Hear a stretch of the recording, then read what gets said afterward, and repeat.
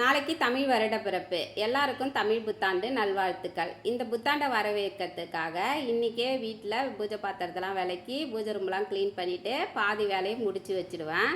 இது நேற்று வாங்கிட்டு வந்த பூவு பாதி கட்டிட்டு பாதி வச்சுருந்தாங்களா, அதை நாளைக்கு சாமி படைக்கிறதுக்கு இன்றைக்கே இந்த பூவையும் கட்டி ரெடி பண்ணி வச்சுட்டேன்.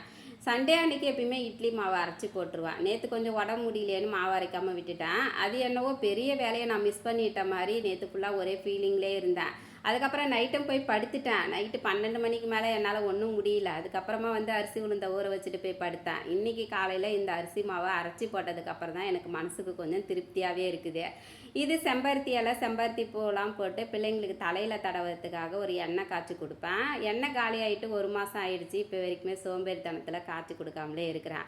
பிள்ளைங்க டெய்லியும் கேட்டுக்கிட்டே இருந்தாங்களா, சரி இன்றைக்கி காய்ச்சியே ஆகணுமேன்னு சொல்லிட்டு தான் இது எல்லாத்தையும் ரெடி பண்ணின்னு இருக்கிறேன்.